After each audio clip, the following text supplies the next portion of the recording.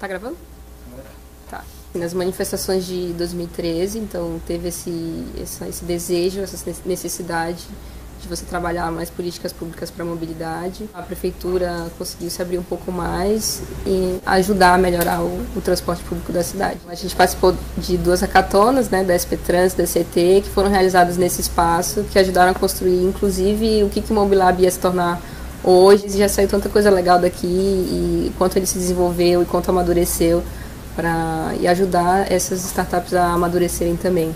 O espaço permite uma construção de contatos, né? E isso de fato ajuda no momento em que você precisa de novas parcerias ou até mesmo a tornar o seu produto visível de forma mais rápida. E a gente tem liberdade de prototipar coisas. Assim. Acho que o legal do Mobilab é que é um espaço aberto que eu consigo prototipar coisas. Não é um lugar que é uma casinha cheia de regras em que você vai ter que obedecer várias coisas. Além de ter contato com as outras startups, nós conseguimos aprender com elas também. Então, uma troca de conhecimento muito grande, onde o trabalho que é feito aqui é reforçado por conta disso. Eu convido principalmente startups de meninas, mesmo que estejam em fases não tão maduras de desenvolvimento, que venham se desenvolver aqui. A gente está num lugar muito legal, tem muitas opções de comida aqui perto e a gente tem uma ciclovia para o banheiro feminino. Então, se você está a fim de desenvolver novas tecnologias, vem para o Mobilab.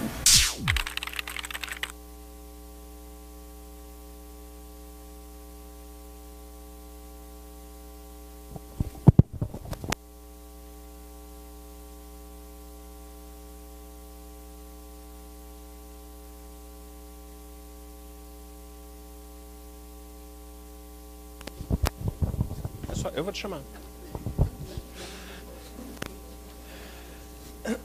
Bom, a todas, meu nome é Fernando Nogueira, sou coordenador de projetos de inovação pública na Secretaria de Inovação e a gente está muito contente de abrir mais uma edição do Diálogos Smith.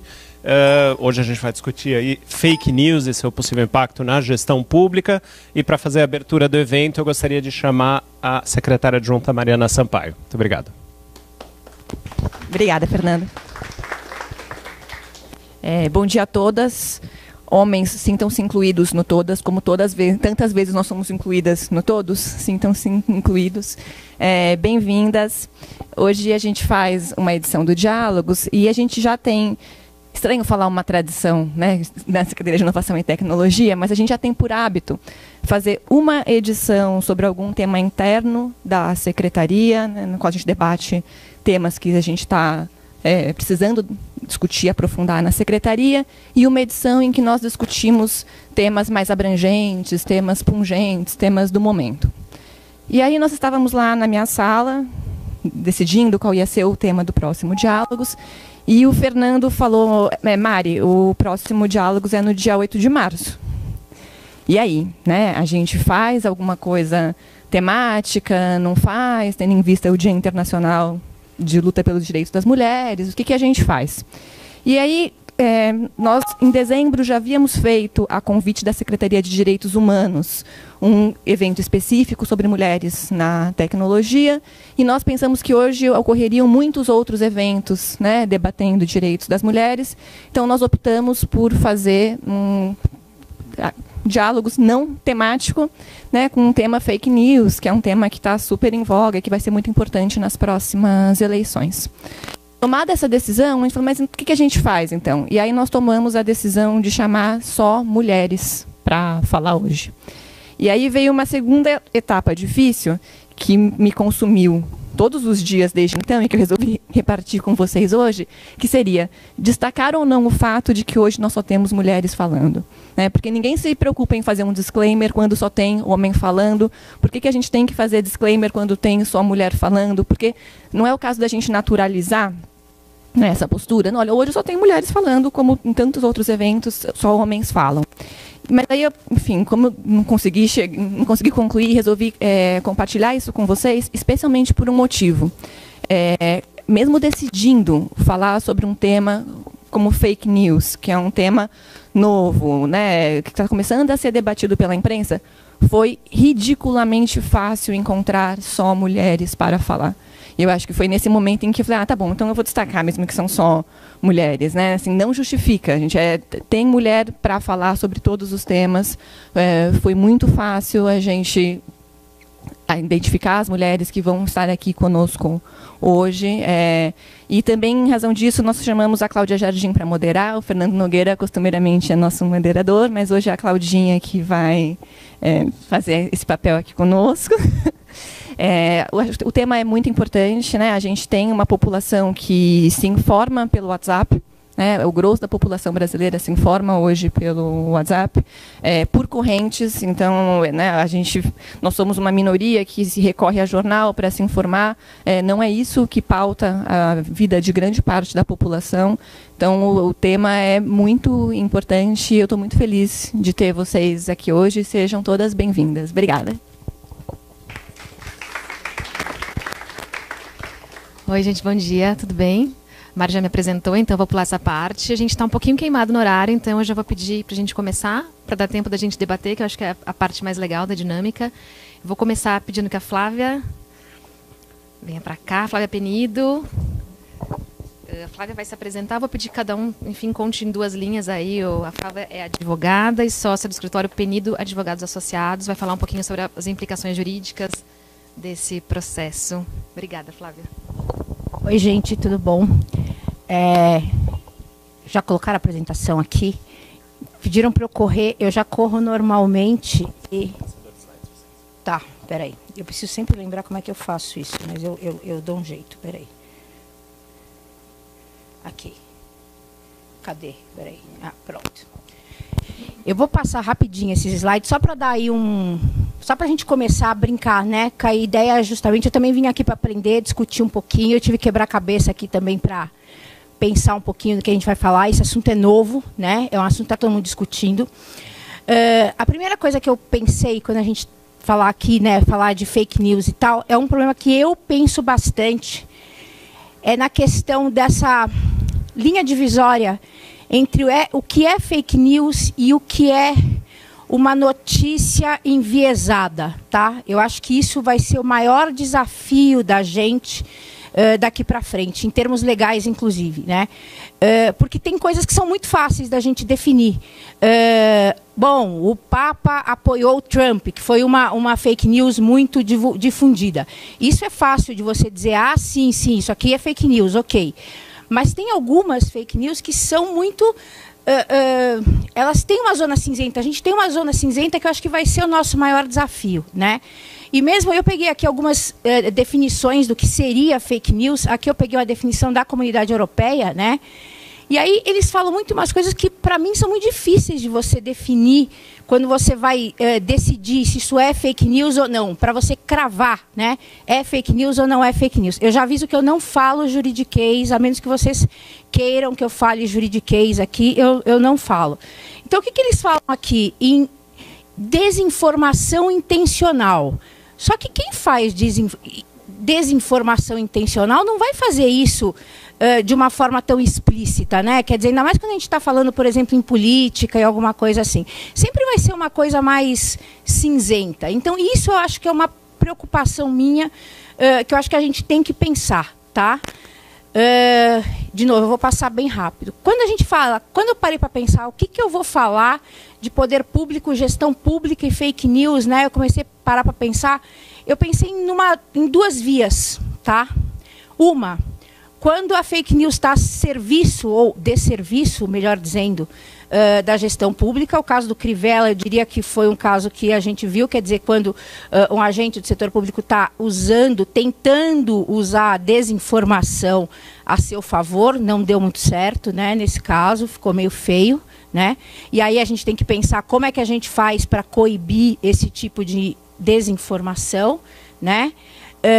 E o outro lado, que seria o contrário, quer dizer, mídias sociais ou outras forças e tal, usando fake news para influenciar os serviços públicos ou eleições. Quer dizer, seja a eleição, ou seja manipular uma decisão, ou forçar uma decisão.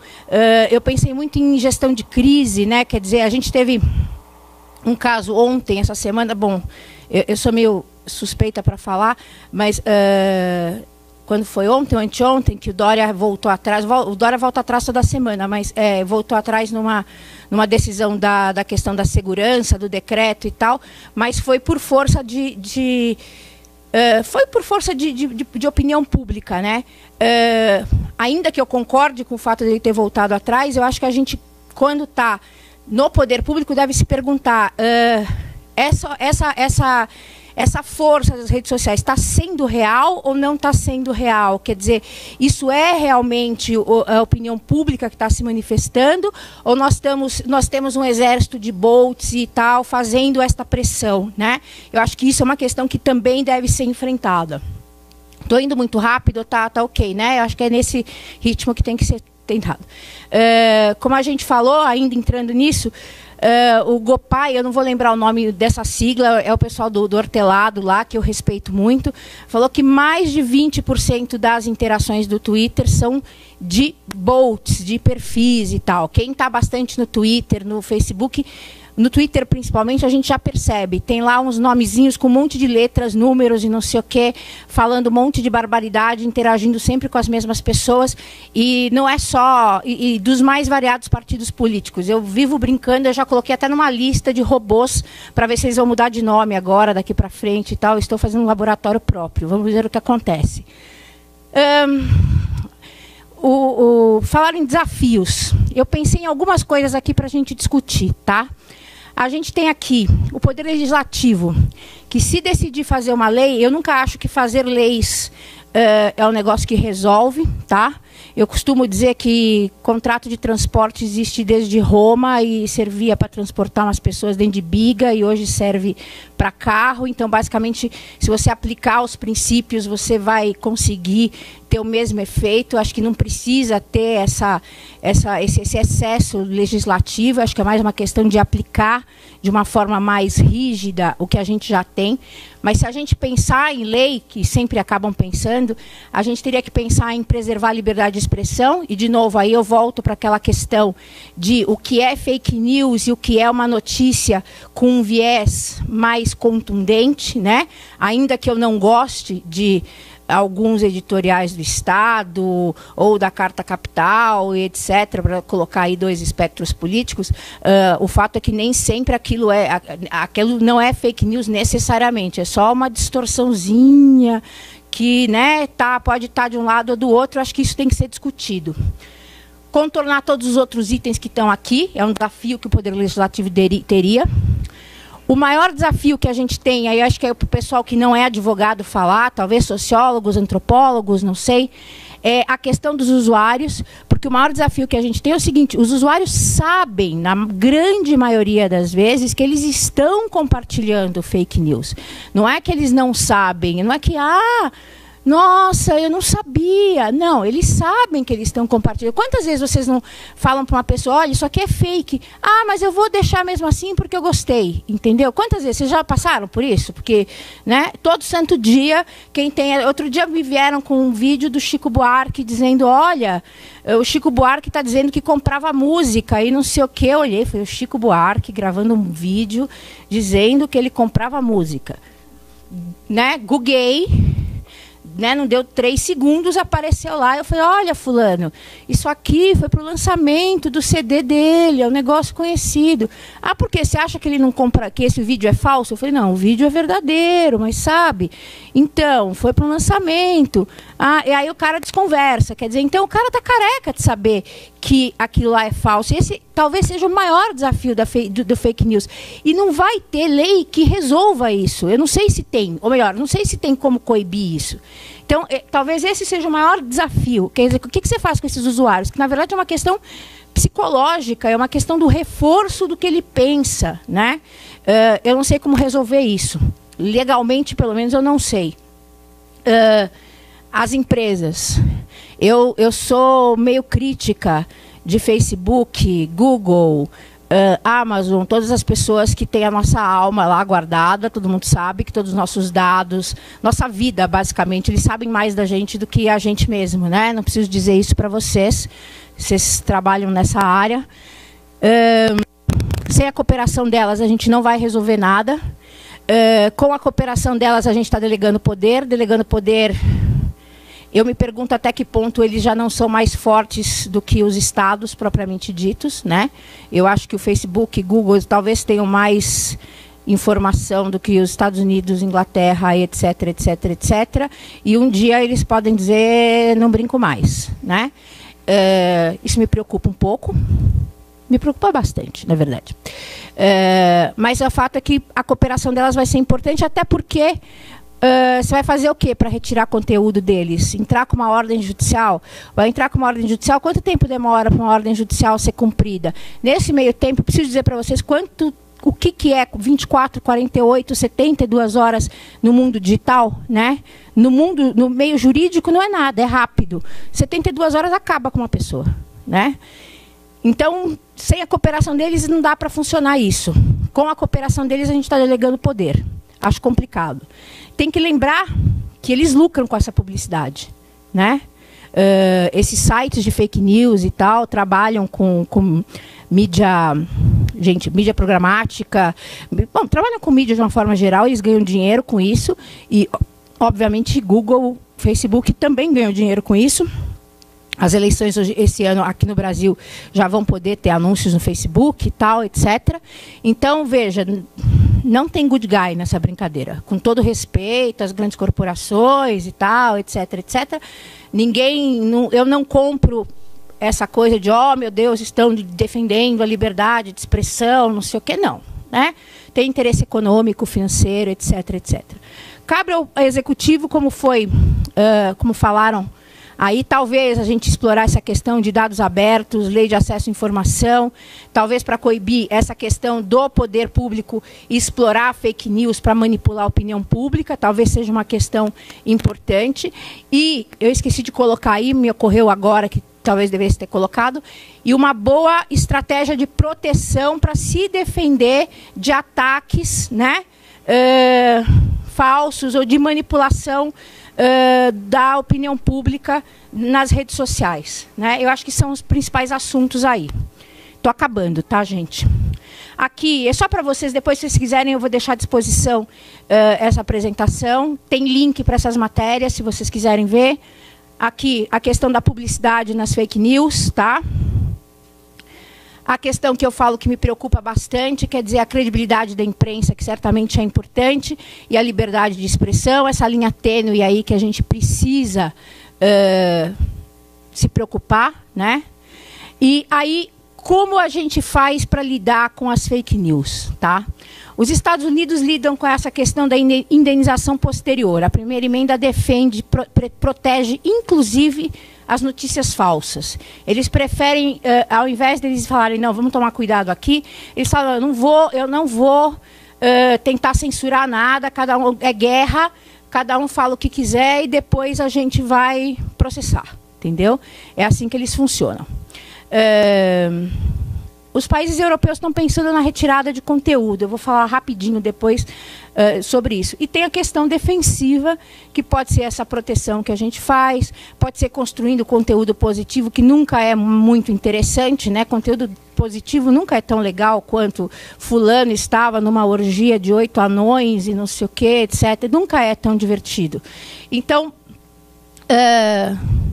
a gente tem que pensar o que a gente vai fazer. Talvez um conjunto de estudo, não sei. Aqui são algumas matérias para você explicar. Aqui esse texto explica um pouquinho como funciona nos Estados Unidos, inclusive as dificuldades de processar depois, porque o pessoal fala, legal, você fala o que quiser, mas depois você quebra. Não é bem assim, porque há dificuldade de processar também lá nos Estados Unidos. Tanto é que o governo o TSE fez uma reunião grande para discutir isso. O Brasil está discutindo, está preocupado com a questão das fake news nas eleições desse ano. O FBI, quando foi falar sobre isso, eles vieram defender o sistema deles, que é proteger, não se meter nesse assunto, né? Então, aqui algumas coisas que o Brasil está discutindo, quer dizer, a Polícia Federal que vai tentar auxiliar no combate às fake news, o TSE que não quer bloquear o WhatsApp. Eu diria, inclusive, que as fake news hoje em dia vão vir nessas eleições, não vão ser através de Facebook, Google, etc., mas o maior problema que a gente vai ter vão ser daqueles grandes grupos do WhatsApp, né? Quem está um pouco mais familiarizado com isso sabe.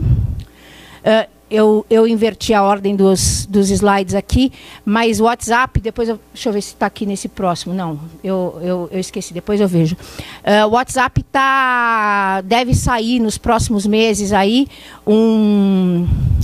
uma melhoria, como é que chama isso? Eu esqueci. Atualização, obrigada.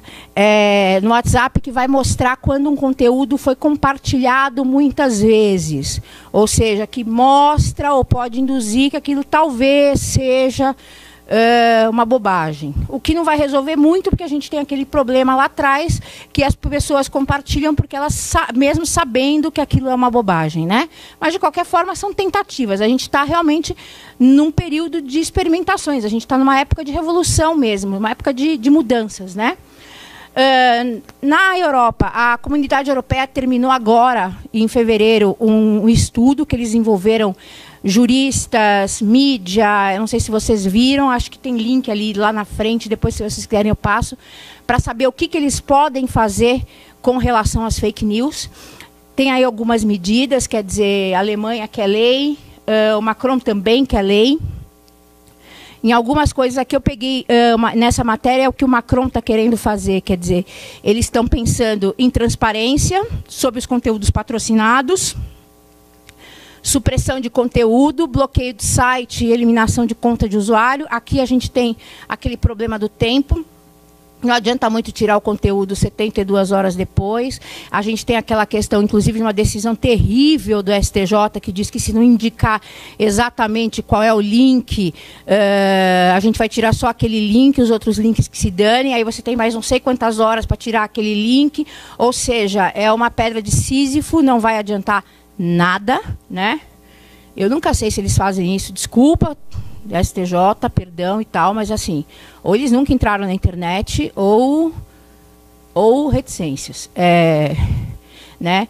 O Macron também falou que vai dar com os poderes ao Conselho Superior do Audiovisual para intervir em desestabilização por emissoras de televisão controladas ou influenciadas por estados estrangeiros, ou seja, controle de mídia. Aí a gente cai de novo naquela questão de censura e liberdade de expressão. Quer dizer, a gente tem muita zona cinzenta aí para discutir, tá? Aqui a questão do WhatsApp, eu errei a ordem dos slides, perdão. E é isso. Quer dizer, aqui foram as perguntas que a gente pode ficar discutindo. Quer dizer, o que a gente vai falar de gestão pública, a proteção contra as influências, a proteção em gestão de crise e a proteção. Acho que são os dois polos aí que a gente pode discutir. O que eu consegui pensar para cá hoje foi isso, gente. Obrigada. Desculpa se eu falei muito rápido, eu demorei muito. Obrigada, Flávia, pela apresentação. Eu vou chamar agora a Ângela Pimenta, que é a coordenadora do projeto Credibilidade. Por favor, Ângela, assuma aqui o microfone. A gente está definindo mais ou menos uns 15 minutinhos para cada um, para dar tempo do debate.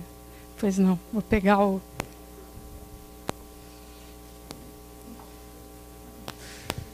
a minha apresentação. Bom dia, enquanto coloco a minha apresentação. Eu sou jornalista, eu acho que aqui a maioria é gestor público, além de advogados, é isso? Mais ou menos. Muito bem, gente.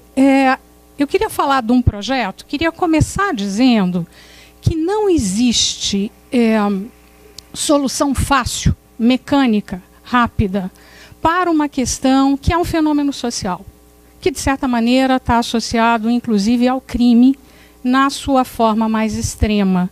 Nós, no Projor, eu sou presidente também de um centro de estudos que a gente é também um centro, digamos, de ação. E que, em jornalismo, a gente prioriza questões que a gente considera críticas para tratar. E esse projeto Credibilidade, que nasceu nos Estados Unidos, é um exemplo disso. É uma das formas que a gente acredita de lidar com o fenômeno da desinformação. Nós não gostamos do termo fake news, eu vou dizer isso daqui a pouquinho. Mas quem é o nosso projeto? Quem somos nós? Nós somos uma parceria entre o Projor, que, entre outras coisas, edita o Observatório da Imprensa, a Universidade Estadual Paulista, e a Universidade de Santa Clara é uma pequena universidade no Vale do Silício. Quem nos patrocina, mas que não tem nenhuma interferência, nós somos completamente autônomos, é o Google Brasil. A gente acredita que eles, por terem empresas de tecnologia, rompido a forma como o jornalismo faz dinheiro, obtém renda, isso se chama modelo de negócios, e o modelo de negócios, a chamada disrupção, o rompimento que houve recentemente com a internet, é o maior desde que Gutenberg inventou a prensa. Então, nós acreditamos, e eles concordam, que eles têm responsabilidade social, corporativa, para tentar, enfim, consertar o que foi quebrado, de uma forma a aprimorar esse modelo. E eu queria começar, é um quadro muito grande, mas esse livro é um livro muito, muito interessante. Chama-se O Fim do Poder, foi escrito por um venezuelano, que é o Moisés Naim. Ele é jornalista e economista, foi do Banco Mundial e também editor daquela revista Foreign Policy. E ele está examinando por que hoje desafiar o poder ficou cada vez mais fácil. Eu vou pegar do lado de cá. Ele chama de canais de poder, que são a força, o código, o convencimento e a recompensa. Eu não vou ler tudo, senão eu estouro o meu tempo. E ele está dizendo que o fenômeno principal social não é a internet. A internet é a ferramenta. O fenômeno é a ascensão das classes médias, principalmente nas democracias. Todos nós aqui devemos ter exemplos de avós, bisavós, até pais e mães muito mais humildes, que estudaram menos do que nós, que tiveram menos acesso à tecnologia, à viagem, à possibilidade de trocar informações. Então, quando isso acontece, a gente quer mais. E ele chama isso de revolução do mais. A gente quer mais barato, a gente quer mais dinheiro, a gente quer mais poder. A gente também viaja mais, vê experiências diferentes, compara as nossas realidades com realidades alheias do preço que se paga por um serviço ou por um produto em Miami, via avião, aos websites que a gente tem acesso aqui, nessa sala de fora do Brasil. E a mentalidade. A gente se torna muito mais rebelde, e ficou um clichê também dizer dos millennials, que eles estão o tempo todo confrontando tudo. Muito bem.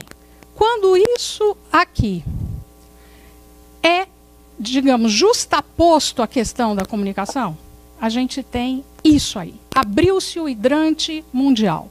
Todo mundo está falando o tempo todo. Com propriedade, sem. Dando pitaco, dizendo, afrontando governos, famílias. E nisso aqui, eu coloquei isso é o vertedouro da usina chinesa de Três Gargantas. Isso é a melhor imagem que eu consigo ver para a internet. Aí tem de tudo. Tem a cura do câncer, tem pedofilia, tem a Constituição brasileira, tem soluções muito brilhantes de código aberto. É um resumo da natureza humana. Portanto, ela precisa ser filtrada. Por que a gente não gosta no Projor do termo fake news? Esse gráfico aqui foi desenvolvido muito recentemente por uma pesquisadora britânica que fundou uma ONG nos Estados Unidos, chama-se First Draft News, especializada em checagem. O nome dela é Claire Wardle.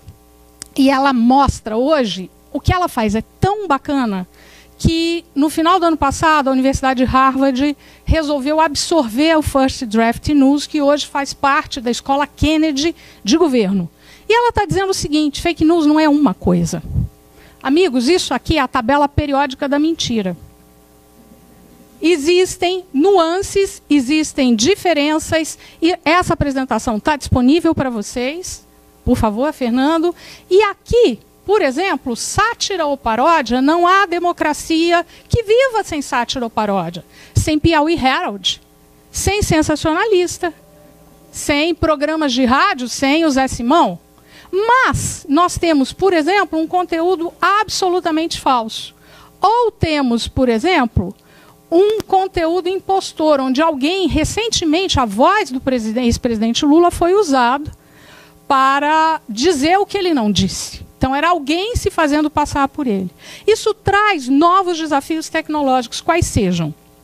Empresas como a Adobe trabalham na versão final de um software de voz sintética. Vem aí o Photoshop da voz. Isso não é feito para nos sacanear, entre aspas. Isso é feito porque a inteligência artificial vai precisar de vozes para conversar conosco. Nós já estamos conversando muito mais do que no passado com vozes artificiais, com bancos, com os próprios serviços dos nossos celulares. Isso tende a aumentar. E é claro que os chamados maus atores, quem não se comporta bem no espaço público, principalmente quando lida com questões de interesse público, políticas, eles vão usar essas portas abertas e essas novas ferramentas. Lembram do Jorro de Três Gargantas? Esse pessoal também está aí. Bom, vamos falar do nosso projeto. A gente tem hoje esses veículos trabalhando conosco e, recentemente, em dezembro, entraram a Gazeta do Povo, de Curitiba, o Poder 360, um site de política que é sediado em Brasília, e o Valor Econômico. É um grupo muito heterogêneo que a gente quer que se expanda de uma forma consistente, sustentável para nós. Esses aqui já estão começando a trabalhar efetivamente na implementação do nosso sistema de indicadores. E eu queria apresentar quem é a minha chefe lá nos Estados Unidos. É essa moça aqui, a Sally Lerman. Ela é uma jornalista especializada em bioética, com prêmios em documentários e tal. E ela desenvolveu uma maneira de mostrar o avesso do conteúdo informativo da notícia. E ela diz o seguinte, que cada vez mais cético, esse público quer saber a expertise, quer conhecer o veículo, a ética por trás de uma notícia. Os indicadores de credibilidade colocam ferramentas nas mãos das pessoas, dando-lhes os meios para avaliar se as notícias provêm de uma fonte confiável, de que possam depender. Isso aqui foi o lançamento do projeto no Museum. Quem for a Washington, eu recomendo que conheça esse lugar, é fantástico. É o Museu da Notícia. Aqui está o vídeo, se vocês, por favor, puderem passar. Está em inglês, mas ele é bem curtinho, explicando o que é o projeto nos Estados Unidos. E aqui a gente replica sem custo nenhum. É uma questão de inovação aberta, o que o Trust Project faz. O link está por aqui, ó. Está na tela, não? Se não tiver... Ah, abriu.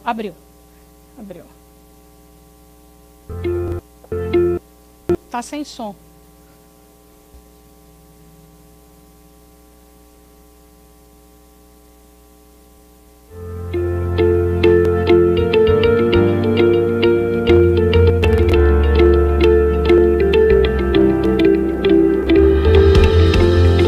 Isso nos Estados Unidos, tá, gente? Só 32% acredita no que vê na imprensa.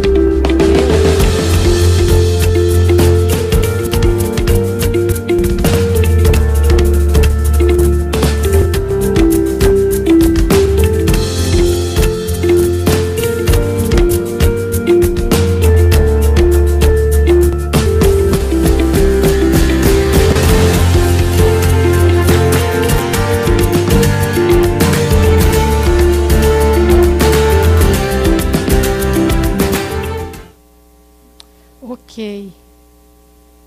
Como é que eu... Voltamos. Muito bem, eu vou falar do sistema de indicadores, mas antes eu queria dizer o seguinte, é impossível fazer isso sem a ajuda das plataformas tecnológicas. Tá? A pasta de dente do jornalismo já saiu das redações. Não dá para dizer que você vai ler cada vez menos notícias nas redes sociais. É o contrário. Ontem tinha um texto muito interessante, uma coluna de um jornalista indiano britânico, que é do New York Times, o nome dele é Farhad Manjoo. E ele fala, leiam nos jornais, porque eu passei 3 meses lendo o que estava nas linhas do tempo e a qualidade não é a mesma. É um belíssimo apelo, mas a gente sabe que hoje 9 grandes empresas, das quais 6 americanas e 3 chinesas, controlam a distribuição. Elas estavam lidando inicialmente não com conteúdo informativo noticioso, mas acontece que a notícia foi para lá. E essa mudança, a meu ver, agora é irreversível. Eu vou falar desses 8 indicadores bem rápido, mas primeiramente a gente pede que quem trabalha com o Trust Project e o Projeto Credibilidade diga quais são as melhores práticas, se é que as pratica. Quais são os seus padrões de apuração, de correção de erro? Quem é o seu dono? O que ele faz? Seu veículo está listado na bolsa? Qual a sua missão? O que você diz para quem usa, o nome hoje é usuário, a notícia que você publica, sobre a forma e o papel que você vê para o seu veículo? Quais são os seus compromissos éticos com diversidade, todos os tipos de diversidade, de vozes, com precisão e com correção, entre outros padrões? Quem é o jornalista, ou o jornalista cidadão, ou o ativista que está por trás dessa matéria? E eles chamam isso, e a gente copia, de dados nutricionais da notícia. A notícia é muito mais do que um produto. Ela tem uma dimensão de cidadania, de interesse público, que extrapola, que transcende isso. Mas ela tem uma face de produto que é muito útil, que é os dados nutricionais. Quando a gente compra um pacote de bolacha, uma lata de refrigerante, e vamos combinar que a indústria alimentícia está fazendo um mau trabalho a esse respeito, ela podia aumentar as letras e tornar as informações mais claras e objetivas, é uma comparação com o nosso sistema de indicadores. Que tipo de trabalho é isso? Ontem saiu um relatório do Banco Mundial dizendo que cerca de 6% dos brasileiros, eu acho, que todo mundo aqui nessa sala se inclui, entre eles, conseguem distinguir o que é um texto informativo de uma opinião, de uma asserção sem prova. Então, a gente quer que essas etiquetas estejam lá em cima. Isso aqui é uma análise, isso é uma opinião, isso é as 3 coisas juntas. Muito bem, citações e referências. Vocês, como gestores públicos, querem começar a combater o que se chama de F-News? Sempre que usarem conteúdo alheio, citem. Da onde saiu? Que chefe falou isso? Quem é que está dizendo mal do subprefeito de não sei da onde? Que jornal está dizendo isso e que jornalista? Citem e linkem. Quem quer ser acreditado tem que mostrar os traços do seu processo de coleta de dados, sobretudo os alheios. Métodos. Isso é muito importante para sigilo da fonte, que é uma garantia constitucional. Então, como é que você, além de cobrir, isso é muito importante em tempos de Operação Lava Jato, onde muito vaza. E é uma das questões que a gente pergunta, que os editores devem perguntar para os jornalistas, é: ah, você sabe? Como é que você sabe? A minha fonte me diz. E como é que a sua fonte sabe? Cada vez mais os veículos vão ser cobrados pela revolução lá dos 3 poderes. O público está cada vez mais exigente, isso é bom, sobre o que está por trás.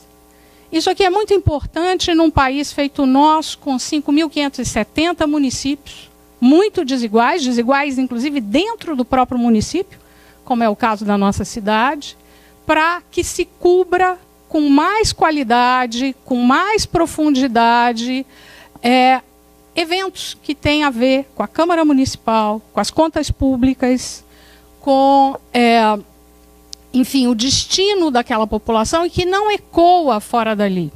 Um bom exemplo é Mariana. Nós, no Observatório da Imprensa, fizemos um trabalho com a Universidade de São Paulo, com os alunos da ECA-USP, do professor Eugênio Butti, há cerca de 2 anos. Foi logo depois do rompimento da barragem. E o jornal local que cobre ali, ele estava parabenizando a Samarco, antes e depois, pela transparência, e numa matéria de uma audiência pública na Câmara Municipal, através da fala do presidente da Câmara, eles parabenizavam a Samarco pela transparência. A transparência era sobre o projeto daquela curva que ampliou aquela represa que veio a estourar. Passaram-se algumas semanas, o mesmo jornal, o nome dele é O Liberal, está sediado na cidade vizinha de Cachoeira do Campo. Ele tinha como manchete: somos todos Samarco. é compreensível porque ela é a maior empregadora. Mas cadê a diversidade de vozes? Cadê uma apuração não enviesada? Cadê o chamado contraditório? E a Samarco era, na época, eu não tenho lido recentemente, um grande anunciante do jornal. Bom, diversidade de vozes não é só quem você ouve na sua reportagem, mas como essa diversidade se reflete nas redações. Né? Eu falo dentro e fora das redações e vejo que nós ainda somos muito desiguais em termos de oportunidades. E essas oportunidades têm que aumentar. E o feedback acionável? Esse é um grande problema, uma grande dor de cabeça para as redações. Porque muitas vezes o debate não é qualificado, quem escreve insulta, não domina a língua portuguesa, mas o fato é que os veículos precisam escutar cada vez mais quem leu, quem ouviu, quem assistiu o seu conteúdo informativo.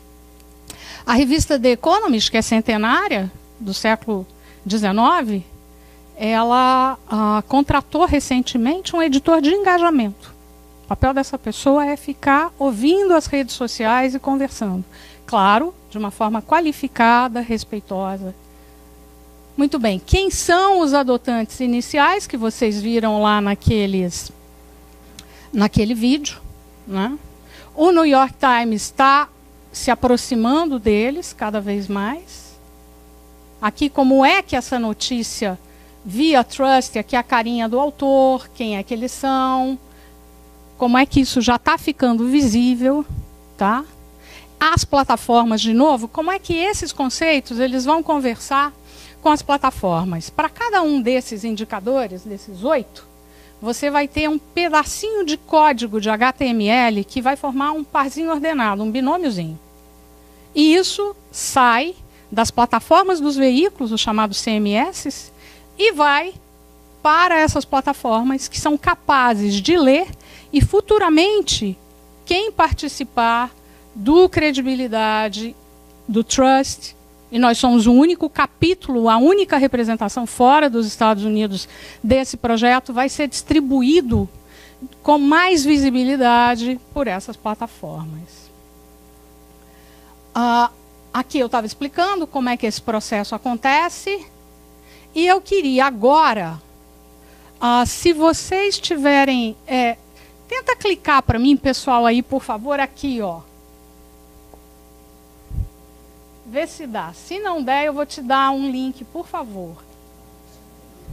Então, entra, por favor, e todo mundo que quiser anote esse link, www.manualdacredibilidade, tudo junto, .com.br. Eu não estou estourando meu tempo? Não? Mais um pouquinho. É bem rapidinho. Gente, isso aqui, clica para mim aqui em manual, por favor. E vai em conceitos básicos. No final do ano passado, o professor Francisco Belda, que é meu parceiro, meu colega, também coordena o projeto, e eu, a gente resolveu fazer o que no meu tempo de ECA USP se chamava Coleção Primeiros Passos, que é colocar num site tudo o que havia, citando de relevante sobre isso. Então, rola aqui, por favor. Então, gestores, pais, mães, irmãos, filhos, tá vendo? Tá tudo aqui. E eu queria que você fosse agora em desinformação, que eu vou mostrar o trabalho da Claire Wardon, é um relatório que ela acabou de lá no manual, no menu manual. Aqui, ó. Tá? Não, esse aqui. Desordem. Ela fez recentemente, gente, uma coisa, aqui a gente conta do fake news, trabalho do Pablo Hortelado, que é próximo também, qual é o panorama da desinformação no Brasil. Aqui está a Claire e um jornalista iraniano-canadense, eles fizeram, aqui está aquele primeiro quadro, e a gente conseguiu a autorização do Conselho da Europa, que é uma instituição irmã da União Europeia, para traduzir isso aqui. Desce para mim um pouquinho, rola. Ela compara a desinformação a lixo, e é isso mesmo, é poluição no meio digital. É a parte, digamos, suja da internet. E desce, vai rolando, por favor. Aqui. Ó, quais são os conceitos relacionados, tá? Nós estamos tendo o primeiro contato, a nossa geração, e quem já sabe ler e escrever, com esse fenômeno, que veio para ficar. E aí ela vai problematizar o que é isso, por favor, aqui. Aqui, ó, por que o termo fake news, de novo, é deficiente? Está todo mundo usando, é meio irresistível, é uma palavra, um termo charmoso. Mas ela vai mostrar que uma coisa é uma informação incorreta, mas que ela é involuntariamente incorreta. Não tem malícia por trás dela.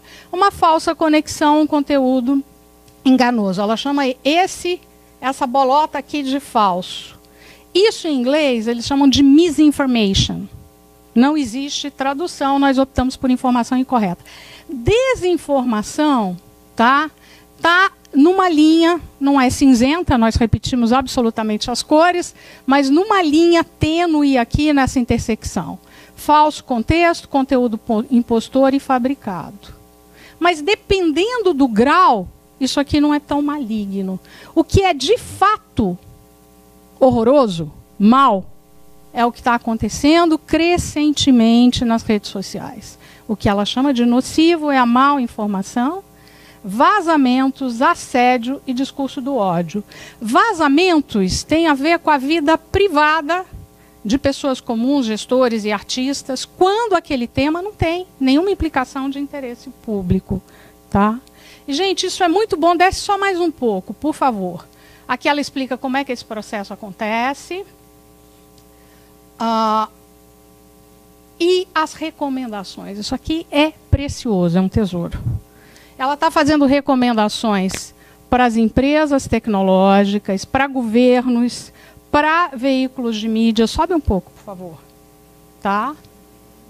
Para a sociedade civil. Então, manualdacredibilidade.com.br. Eu queria voltar para a apresentação para mostrar um link e terminar. Aqui. Gente, a única coisa que eu peço para vocês, professor Beldo e eu, nós estamos fazendo uma pesquisa para medir entre o público para qual a gente fala, qual é o grau de crença ou descrédito no conteúdo. Nós temos um site que é credibilidade.org, sem BR. É sem BR porque o domínio era mais barato. Que está lá todo o nosso projeto, menos pedagógico do que no Manual da Credibilidade. Agradeço a atenção de vocês. Obrigada, Ângela, pelo material super rico. Eu vou pedir agora que a Fernanda Campanucci assuma aqui o microfone. A Fernanda é gestora pública e é coordenadora do programa Pátio Digital da Secretaria Municipal de Educação. Você sabe operar? Obrigada, Cláudia. Olá, bom dia a todos e todas. Bom, meu lugar aqui, embora eu também seja jornalista, sou gestora pública, trabalho na prefeitura desde 2013, desde 2016 como gestora de carreira, e estou na Secretaria de Educação coordenando um projeto de governo aberto que se chama Pátio Digital. E a gente, claro, quando lida com o governo aberto, a gente está procurando, está buscando formas de se aproximar da população, de co-criar políticas públicas e de restaurar a credibilidade na imagem pública. Então, a gente lida também com comunicação. E, ao lidar com comunicação, a gente lida com os diversos desafios que estão relacionados ao que a gente está chamando de fake news, que eu também, é muito bom falar agora, depois da Flávia e da Ângela, porque elas fizeram um excelente panorama, não vou precisar entrar no conceito, eu quero mostrar um caso que aconteceu aqui na Prefeitura de São Paulo, na educação, e que teve muito impacto, né, nas políticas públicas aqui da cidade, que é o caso da merenda escolar. E aqui, como já está claro, né, a resposta que o governo aberto dá para as fake news é mais transparência, é mais acesso à informação, é mais uso de tecnologias para promover a interação com o público e não seguindo por esse caminho do caminho penal, legislativo, que eu também acho que é um terreno muito pantanoso, muito difícil de diferenciar, né, as coisas. Vamos lá, qual que foi o problema? Aqui eu até coloquei boatos, distorções sobre a merenda, não necessariamente fake news, não necessariamente notícias falsas, mas também.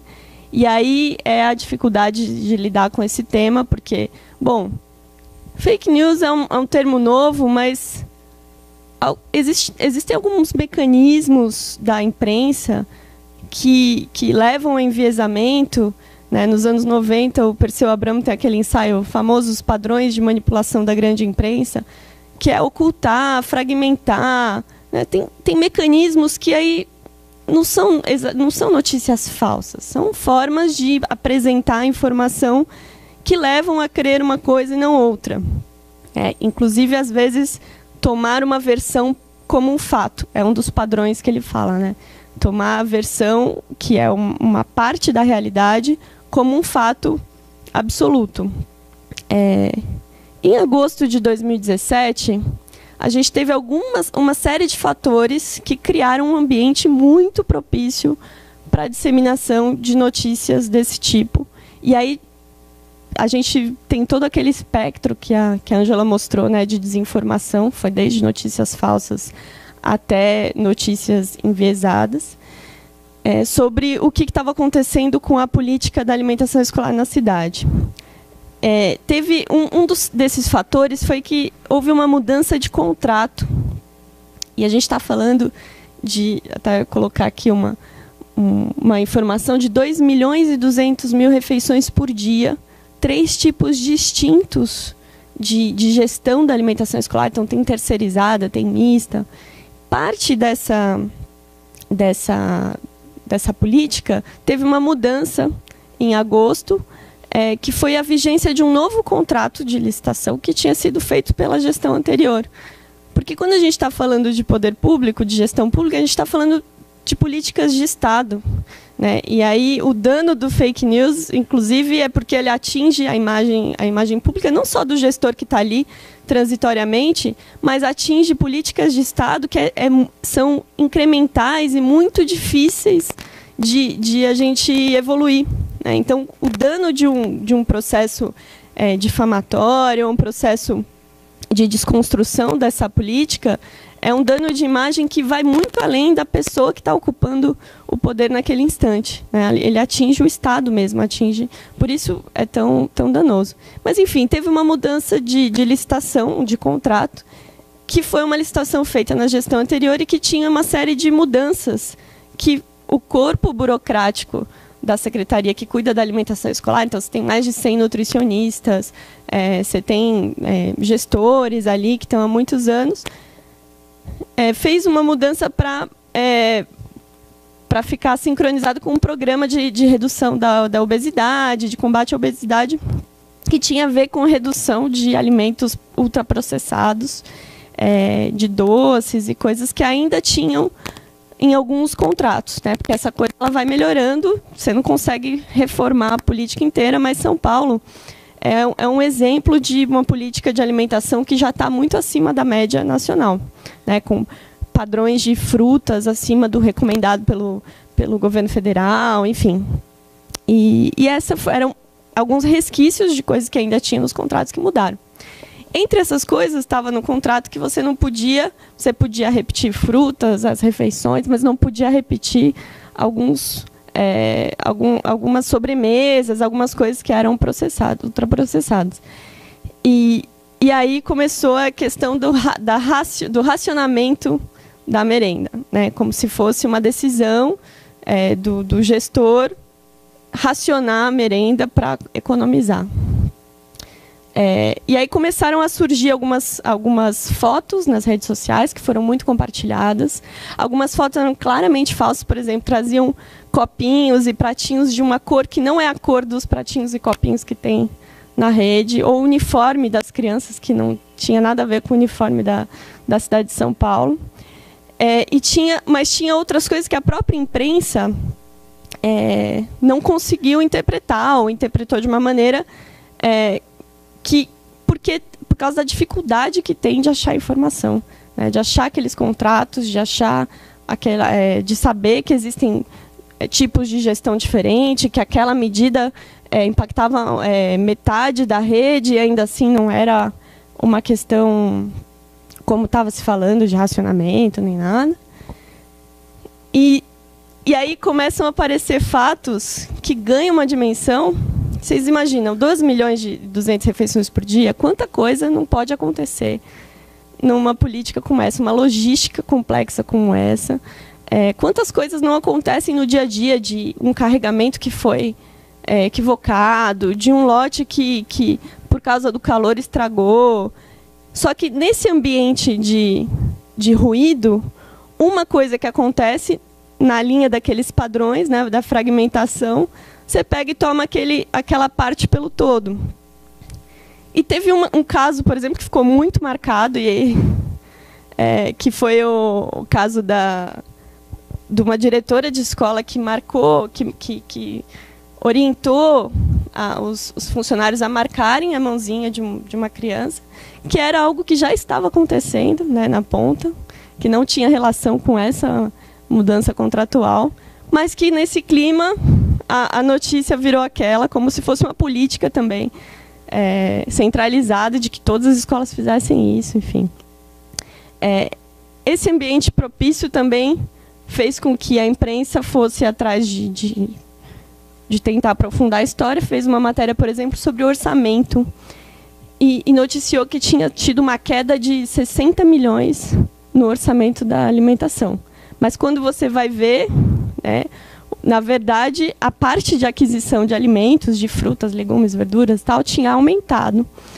O que tinha reduzido era outra política, que eu não vou entrar aqui agora, mas que era uma outra política da Secretaria, que tem a ver com aquele programa Leve Leite, né, foi redesenhado para focar, ser uma política focalizada em populações mais vulneráveis, e crianças, né, porque ele atinge uma faixa etária maior, mas a redução do orçamento tinha a ver com outra área, não tinha a ver com essa. Então, a notícia também foi associada, está vendo, está racionando, está cortando.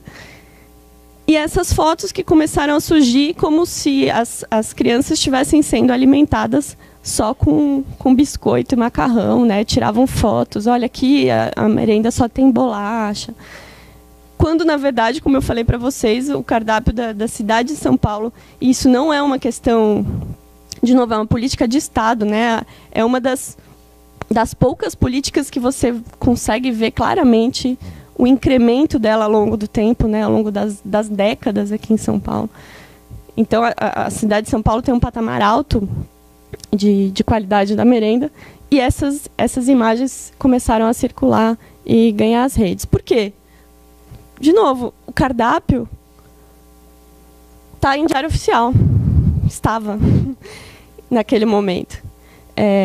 Aqui é uma imagem realmente do cardápio como sai no diário oficial. E ele não sai por escola, né? Você tinha que checar cada tipo de gestão. Você tinha que saber que a sua escola de gestão da alimentação terceirizada, ninguém sabe disso, nem tem que saber mesmo. Ou é mista, ou é direta, enfim.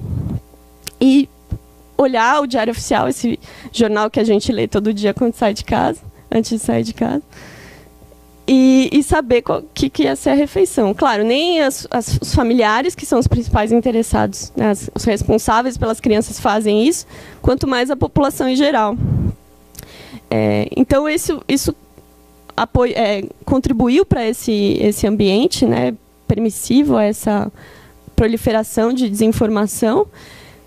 Também a gestão precária da informação que a Secretaria tinha dessa situação, porque, por exemplo, se acontecia o caso de uma escola alguém dizer que uma escola estava com falta de alimento, e aí você tem as guias de recebimento assinadas pelos funcionários daquelas escolas, de que naquela semana ela recebeu 1.500 unidades de frutas, legumes, verduras e tal.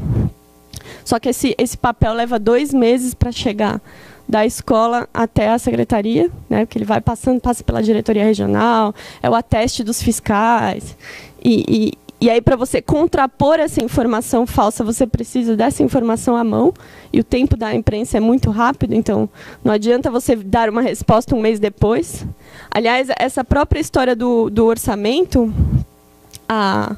foi o jornal Agora, publicou, desmentiu depois, mas ninguém compartilhou a notícia sobre o desmentido, né? A gente, muito tempo depois, continuou circulando a notícia que eles tinham dado antes.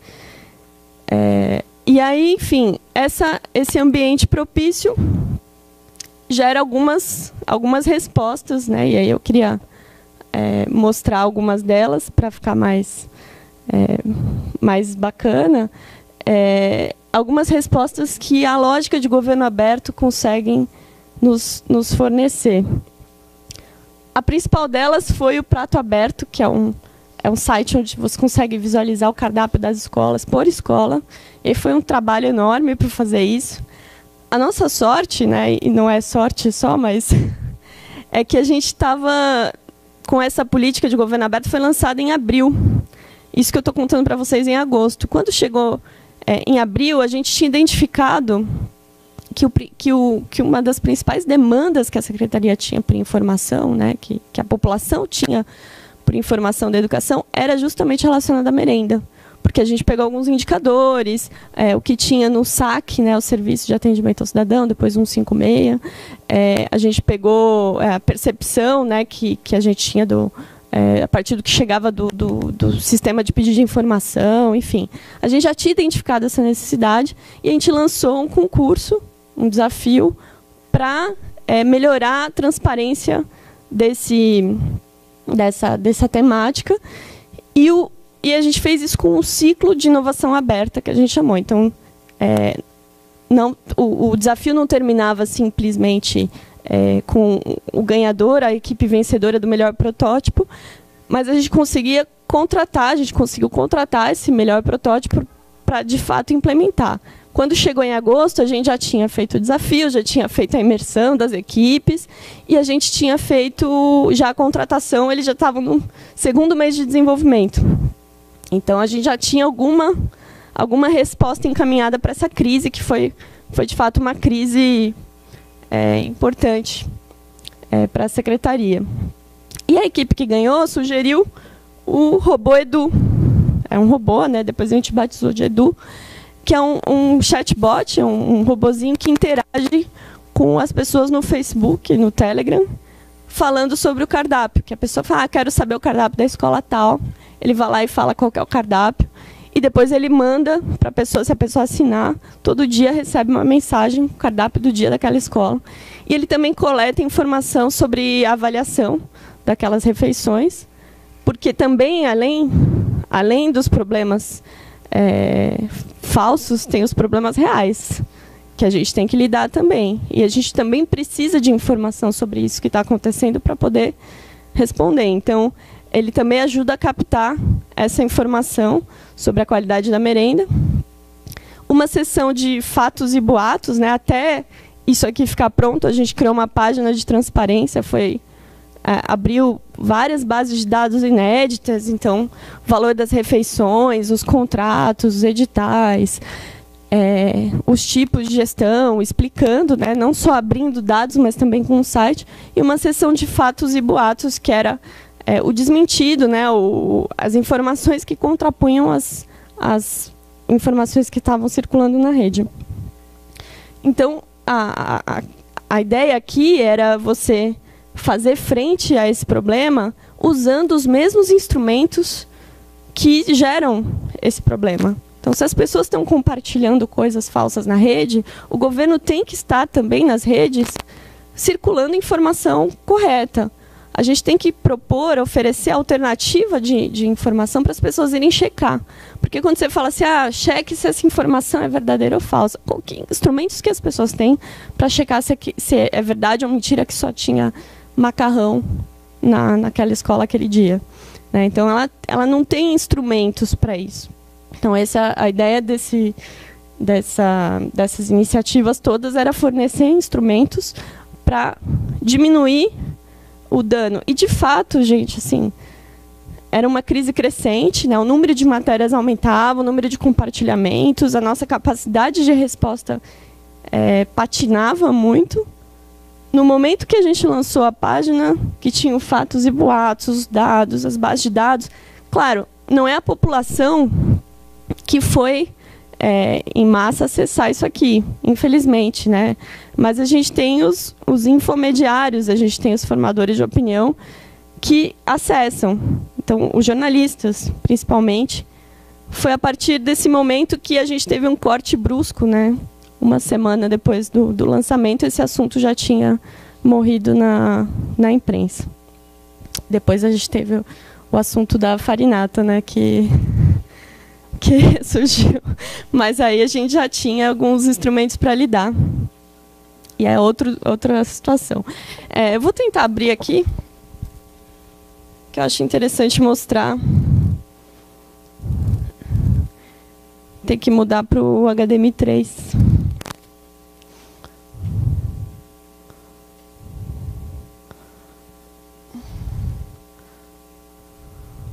O Pátio Digital, ele tem esse site que apresenta todo o projeto, o que é. Se vocês puderem navegar depois para conhecer mais, que não dá tempo da gente falar aqui, mas a gente tem também os nossos encontros abertos, como esse. Agora a gente faz quinzenalmente. Semana retrasada a gente fez sobre o Robô Edu, que a ideia do Robô Edu agora ele atende sobre a alimentação, mas a ideia é que ele possa atender sobre outros serviços, outras informações que estejam circulando, por exemplo, transporte escolar. Enfim, tem o ciclo de inovação que eu falei, né? Como a gente chega da ideia de uma ideia, um problema até uma solução de maneira colaborativa. E aí tem a página de transparência da alimentação, porque não basta a gente abrir a base de dados. A gente tem também que de guiar a informação, de oferecer uma interpretação daqueles dados. Eu acho que a gente sempre defende que o governo ele tem também a função de informar, além de abrir dados, mas que ele tem que abrir dados paralelamente para que a sociedade possa construir outras versões sobre aquelas informações. Mas a gente tem que oferecer alguma, porque não é o todo da população que vai conseguir tratar dados e bases de dados. As principais informações sobre o assunto, os tipos de gestão, vídeos sobre como funciona a distribuição dos alimentos, a série histórica de todos os cardápios desde 2012. Os cardápios eram em Word, né, porque eles iam para o Diário Oficial, eles eram documentos, editais de licitação, refeições servidas e tudo mais. Até as hortas escolares, onde elas estão. A questão da execução orçamentária, como eu falei, né, comparativamente, 2015, 16, 17, com o Programa Nacional de Alimentação, por exemplo, olha o aumento que teve, né? E a seção de fatos e boatos, que apresenta números e informações, né? Por exemplo, a verdade é que não vai mais ter o bolo de aniversário do mês. Que absurdo, tirar o bolo de aniversário do mês. É verdade, tinha saído do contrato. Mas teve uma comoção que o contrato foi aditado para voltar o bolo de aniversário do mês. Porque era bolo, gente. Bolo era uma das coisas que tinha sido cortadas na política mesmo de alimentação saudável. Mas é uma questão social, cultural também, né? Então tem que estar sensível para isso. Para essas comoções. O giro, né, monitorando a merenda, então a gente começou a receber fotos e colocar aqui e tudo mais. Isso tudo aqui enquanto a gente não lançava ainda o Prato Aberto. E aí ele foi lançado em dezembro, que é esse site aqui, tá funcionando, é pratoaberto.sme.prefeitura. Digita o nome da escola ou pega as escolas que estão aqui próximo, né? Acho que ele está pegando a localização que eu estava antes de vir para cá, a secretaria fica ali. Você clica numa escola e você vê o cardápio daquela escola. Então, por idade, as crianças de 4 a 6 anos dessa escola, elas hoje tiveram de manhã leite integral, cereal, floco de milho, banana. E aí vão almoçar daqui a pouco arroz, feijão, ovo portuguesa, legume refogado e mamão. E tem muitos tipos de cardápio, isso que é o mais interessante, que a gente não se dava conta, né? A gente achava que eram 3 tipos de cardápio. Ao fazer essa solução, a gente percebeu que eram mais de 200, que variava. As pessoas jamais iam conseguir chegar a essa variável, né? A faixa etária, tipo de escola, tinha um conjunto de pelo menos 4 variáveis que determina o tipo de cardápio. E o mais bacana, para finalizar, é estou fazendo uma coisa arriscada, que é abrir o meu próprio Facebook aqui, né? Espero que ninguém fale comigo. Mas quando você clica aqui você está vendo aqui o cardápio, você pode avaliar essa refeição. E aí ele vai te sugerir o robô Edu, que você pode acessar pelo Facebook ou pelo Telegram. E aí eu já abri aqui por causa para agilizar. E aí ele vai perguntar, você quer saber qual é o cardápio, você quer receber notificações, colocar qual é o cardápio. Aí você coloca, digite o nome da escola, Maria, sei lá, deve ter alguma escola que chama Maria. Aí ele te sugere algumas que tem o nome Maria, né? Ou que é parecido com o que você digitou. Coloquei aqui, já é aleatório, é arriscado, hein? Vai que não funciona. Tem uma lista hoje ou amanhã, colocar de hoje, da e-mail Maria Eugênia. E aí ele fala lá, permanência de 4 a 8 horas, leite integral chocolatado, arroz, peixe, molho de tomate e verdura crua. Você já vê que é diferente daquele outro que eu olhei. Então é a primeira vez que a cidade tem a informação disponível sobre cada cardápio de cada escola para a população contrapor. Enfim, ampliar a informação, acesso à informação para as pessoas, para a gente conseguir qualificar o debate e se contornar um pouco esse assunto da fake news e como fazer frente a tudo isso. Então, qualquer coisa, depois a gente fala no debate. Obrigada. Obrigada, Fernanda, por ter compartilhado com a gente. Vou pedir que a Flávia e a Ângela, por favor, acompanham aqui à frente com a gente para a gente começar o debate.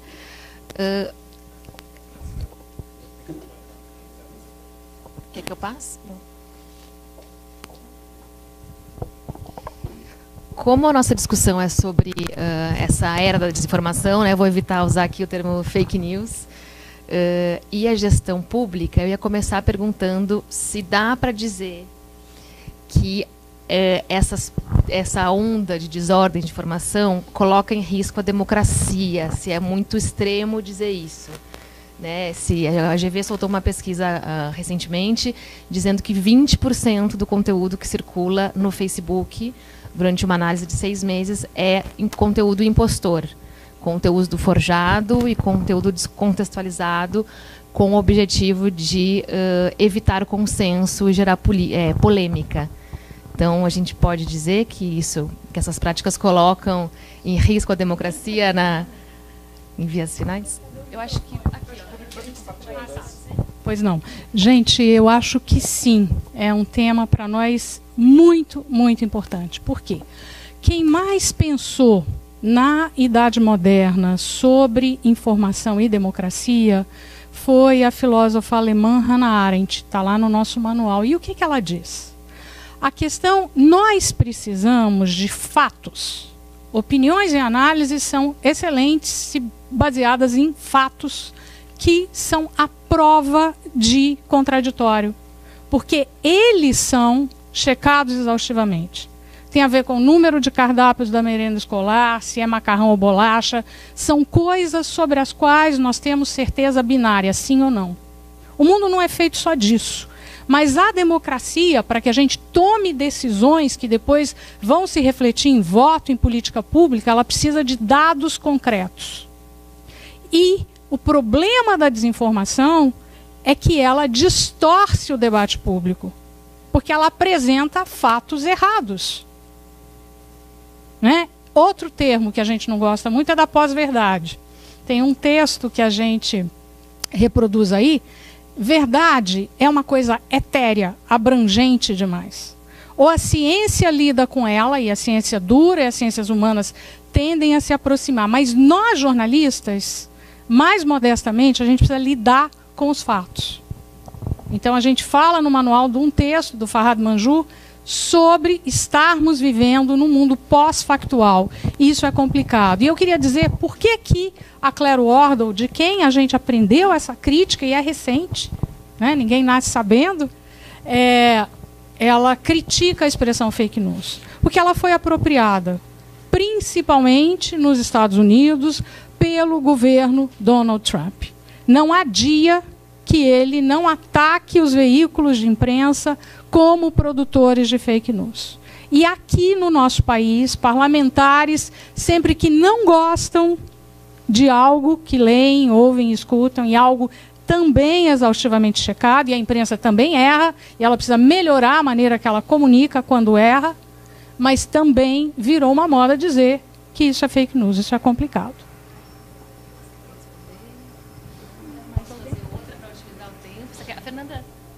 É bem rápido, tem a ver com aquilo que eu já falei, que eu acho que o dano, além do dano à democracia, é o dano ao Estado, né, às instituições. Então, como eu falei, a gente está lidando com política de Estado, e ao criar essa desinformação generalizada sobre uma política tão consolidada, você dá margem para você desconstruir essa política de uma forma muito mais fácil. E, efetivamente, se alguém for lá e quiser servir só bolacha e macarrão, ele tem um terreno que favorece, porque ninguém vai saber de que ponto que a gente estava partindo. Então, do tamanho que é esse retrocesso. Então, acho que é danoso também por isso, por a gente perde a dimensão sobre o que o Estado oferece, o que o Estado significa, e como defender as políticas já conquistadas, né? Mais direcionada a você sobre o direito. Se o direito está preparado para lidar com esse fenômeno e quais são as implicações legais para essas empresas, porque elas são as plataformas de distribuição. Existe uma discussão aí do que é direito de liberdade de expressão, mas elas são o canal por onde esse conteúdo todo jorra. Então, como eles lidarão, ou se tem alguma linha nesse sentido de discutir como elas serão punidas ou implicadas legalmente nesse processo, e desses linchamentos virtuais, porque o direito prega que se não tem vítima, não tem o fato, não tem o crime. Já existe uma outra linha alternativa discutindo isso, de como o que diz respeito à empresa, né, qual a implicação legal para a empresa, qual a implicação para o público, que também compartilha, interage e faz com que a informação se propague. Então, até onde vai, né, a sátira política, que foi o termo que a Ângela usou, e até que ponto é uma atuação de má fé, enfim, que configuraria um crime, não sei. Bom, o direito eu acho que está preparado. Os operadores do direito eu já não tenho tanta certeza. Eu sou um pouco cética, um pouco crítica quanto ao curso que está tendo aí o direito, principalmente aqui no Brasil, quanto a isso, né? Recentemente a gente teve uma decisão no STJ quanto à retirada de conteúdo, dizendo que você tinha que indicar exatamente qual era o link que você teria que ser retirado, senão as pobres empresas, as pobres plataformas não teriam a menor condição de fazer uma busca e descobrir qual é o mesmo conteúdo. A mesma empresa que tem condição de descobrir qual é a foto que está saindo igual e que tira a foto que tem um mamilo, não sei o quê, da moça grávida que está amamentando, não consegue fazer uma busca de palavras e descobrir que é a mesma foto e o mesmo texto e tirar. Então, foi o que eu falei na apresentação. Isso já causa, eu acho que isso já... Eu não sei nem se a justiça está percebendo isso. Eu entendo que há uma preocupação com o cerceamento de liberdade de expressão. Eu acho que essa preocupação deve ser tida. Eu acho que a partir do momento que você dá esse poder para essas plataformas, você tem uma delegação aí perigosa, mas, ao mesmo tempo, você tem que fazer com que as decisões jurídicas sejam eficazes. E eu não estou vendo essa eficácia sendo feita, né? A partir do momento que a cada link que você descobre, você tem que ir a juízo, pedir para o juiz fazer isso, e ainda que isso demore 48, 72 horas, e não demora só isso, quanto tempo isso... né? Foi o que eu falei, a gente sabe o que são 72 horas numa crise dessa, por exemplo, né? Eu não preciso explicar aqui para o pessoal como é que isso funciona. Então, a gente tem essa questão. Por outro lado, eu estava conversando antes aqui com o pessoal, eu sou uma grande crítica de alguns artigos do Marco Civil, para não dizer que eu sou crítica de metade do Marco Civil, tirando o artigo de neutralidade da rede e uma meia dúzia aí, entendeu? Vocês estão rindo por quê? Porque vocês já viram falar mal do Marco Civil? Entendeu? Metade está na Constituição, metade não precisava estar e pronto. Aquele artigo 19 do Marco Civil, a meu ver, né, veio para quebrar uma linha jurisprudencial que já vinha sendo construída, que era o quê? Como é que estava funcionando antes? Tem alguns acórdãos muito interessantes do STJ, se não me engano, um deles de uma mulher, da Nancy Andrighi, ministra que eu respeito muito, inclusive, não que isso seja importante para ela, mas eu respeito bastante, que falava o quê? A partir do momento, obviamente, o Facebook, Google, eles não têm que ficar vasculhando cada conteúdo, cada coisinha que a gente escreve. Mas a partir do momento que você fala, oi Google, oi Facebook, então, isso aqui, né, é um absurdo, né? Resolve o que você vai fazer aí, talvez isso aqui não seja de acordo com as suas políticas e tal, ou você vai ser corresponsável disso. Isso não significa que ele é obrigado a tirar, mas ele pode avaliar, e se ele quiser bancar, falar, não, isso aqui realmente eu não vou tirar, eu vou bancar isso, e se for o caso, eu pago, eu sou responsável, ok, como ele já faz com tudo, né? A gente sabe bem quanto de multa o Facebook já foi, Facebook, Google, já foram penalizados e tal. O que eles fizeram? Eles disseram que eles só são responsáveis, eles, vamos dizer, os parlamentares, mas eu imagino que tenha tido um lobby bastante eficaz, disseram que o artigo 19 diz que eles só são responsabilizados a partir de uma ordem judicial, o que atrasa em algum tempo esse tipo de coisa. E nós sabemos que aí não é só uma questão de dias, horas em matéria de rede social são importantes, né? Então, isso a gente já tem aí. Eu acho que o problema é de eficácia. Por isso que eu não acredito muito que uma questão legal, que leis possam funcionar, a menos que sejam coisas muito drásticas, entendeu? Como, por exemplo, aí quando a gente fala em leis muito drásticas ou decisões muito drásticas, todo mundo reclama, como foi quando o WhatsApp saiu do ar. Quer dizer que o Facebook não quer cumprir decisão judicial? Eles acham que eles estão acima do Estado? Então tá, eles acham que eles estão acima do Estado, eles vão sair do ar. Pronto, aí todo mundo reclama.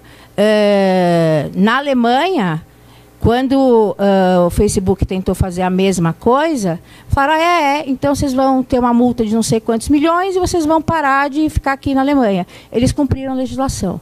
Então, assim, tem que ver isso. Tem dois pesos e duas medidas, a dependendo do estado em que eles estejam atuando. Eu também acho isso muito preocupante. Entendeu? Não sei se eu consegui responder a tua pergunta. Eu me preocupo um pouco com o poder que essas grandes empresas estão tendo, e eu acho que elas estão tendo mais poder que alguns estados.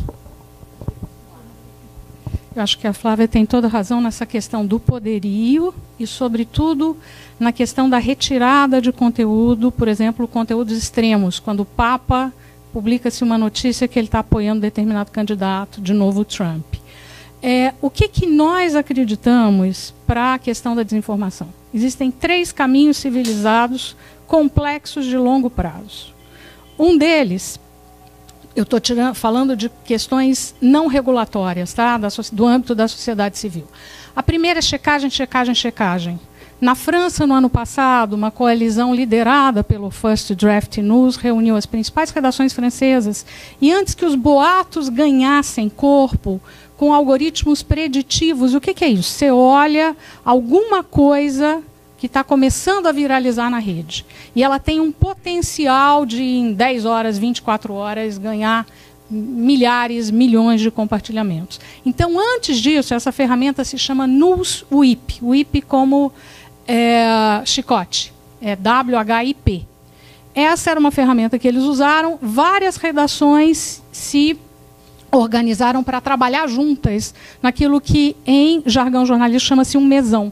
E durante várias semanas eles desmentiram boatos sobre debates presidenciais, sobre plataformas presidenciais, sobre se o governo saudita estaria financiando o candidato Macron, e por aí foi.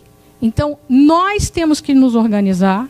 Quando a gente, por exemplo, no Projora aceita dinheiro das plataformas, é para programas claríssimos, visíveis, prioritários, né?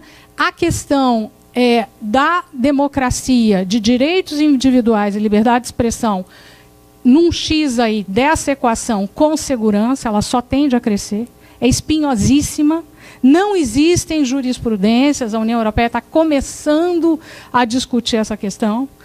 As próprias empresas de tecnologia não conhecem todas as portas abertas que deixaram para esses maus atores, e é uma questão muito nuançada. Então, é um dilema, é o dilema do nosso tempo. Com base na apresentação que você colocou, eu anotei aqui para perguntar depois. Na tua apresentação, você colocou, tinha aquelas bolinhas lá, daqueles conjuntos, que tinham as informações mais nocivas e tinham aquelas mais do meio. Eu tenho dúvida se aquelas do meio não são ainda mais nocivas que aqueles discursos de ódio. Porque os discursos de ódio, ótimo, quer dizer, eles incitam, exatamente, eles são perigosos, porque eles podem pegar a turba e incendiar a turba, mas esses da linha, não é cinzenta, você usou um outro termo, a intersecção, eles são mais insidiosos, eu acho que eles são mais difíceis de você contra-atacar, de você se defender. Eu tenho muita preocupação com essa linha aí tênue. Eu não sei exatamente o que você acha e não sei também como combater. Os de ódio talvez sejam mais fáceis, são mais virulentos, mas é esse mesmo. É a desinformação. Isso. Eu tenho muita preocupação. No primeiro, errou-se sem saber que se estava errando. No segundo, tem algum padrão de malícia. Mas pode ser brincadeira, pode ser sem querer, pode ser uma informação que vazou e, às vezes, até órgãos de Estado vazam coisas, deixam coisas sem saber. Vocês acabaram de ver aí o bate-boca entre o presidente Temer e o ministro Barroso. Um diz que aquilo era vazamento, outro fala, está lá no site do STF. Então, nós estamos lidando. Agora, é essa a dificuldade, é esse dilema que você bem apresenta. Como tipificar? Gente, nós vamos precisar nos educar. Eu vivo dizendo para minha mãe, que é uma senhora de 78 anos, completados anteontem, e ela sabe o Windows pra caramba, é síndica do prédio, eu falo, não passa para frente. Isso aqui é uma tentação. Isso mexe com o nosso córtex cerebral. E o nosso córtex cerebral tem uma coisa que está lá no nosso manual, que fala, é o viés da informação. É um conceito dos anos 70, que foi apresentado por uma dupla de psicólogos israelenses. Um deles, o Daniel Kahneman, ganhou um prêmio Nobel de Economia, mostrando como é que nós, seres humanos, todos nós, tá? De petralhas a coxinhas, do Papa a pais e mães de santo, todos nós temos uma coisa que se chama viés de confirmação. O que é isso? É a tendência que nós temos de gostar, reafirmar, reproduzir, compartilhar aquilo que nos agrada. E, portanto, de censurar, rejeitar, não acreditar aquilo que não confirma as nossas crenças iniciais. Isso é um enorme risco para a ciência, para as redações jornalísticas, para a advocacia, para o mundo. Nós precisamos aprender a lidar com isso.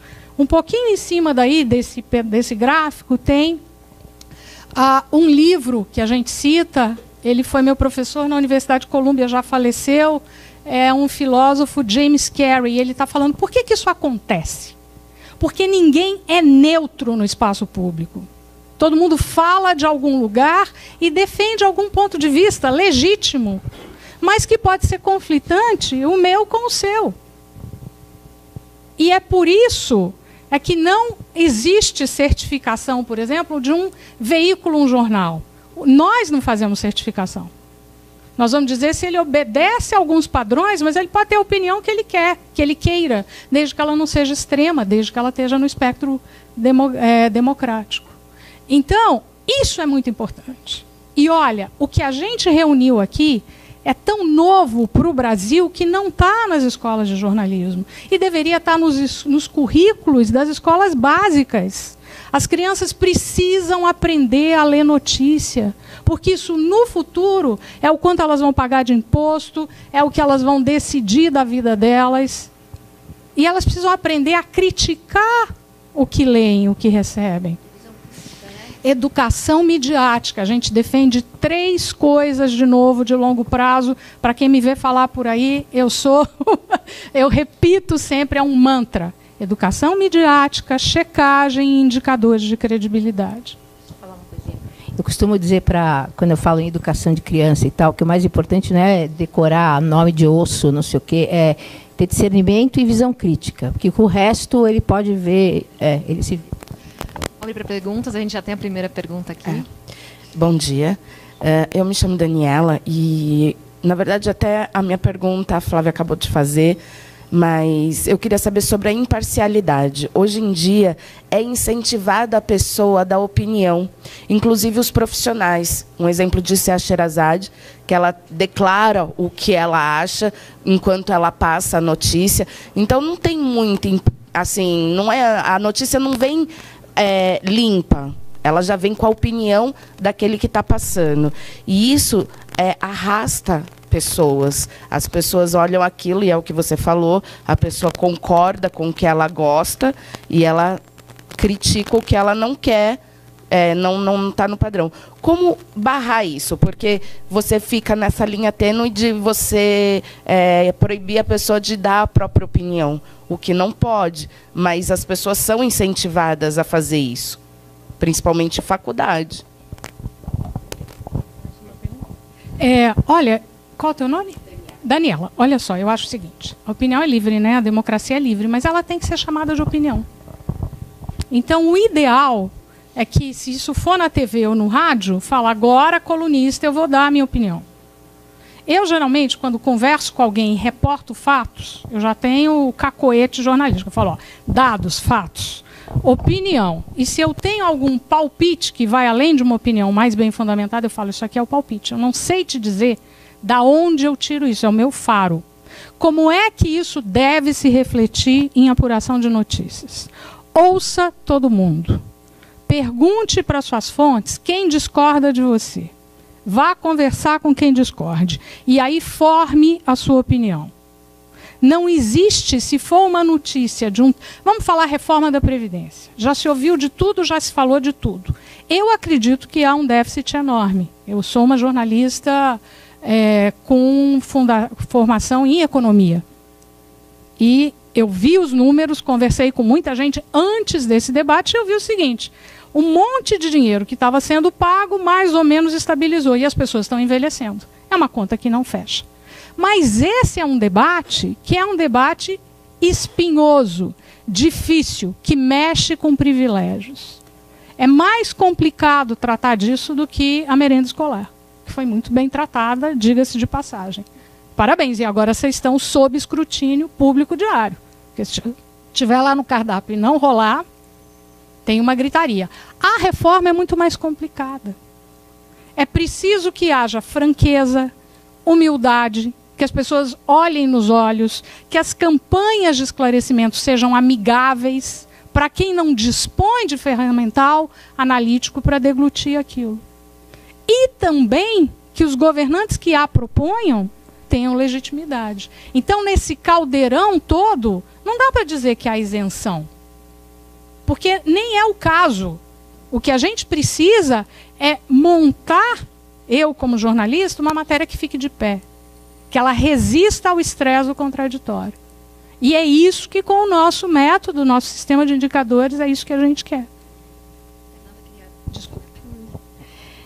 Tem um outro desafio que a gente acaba centrando muito debate na imprensa, né? Que é a nossa referência, mas a gente tem também os influenciadores digitais, as pessoas que dão opiniões como se fossem fatos ou que trazem fatos também distorcidos e reforçam com a opinião.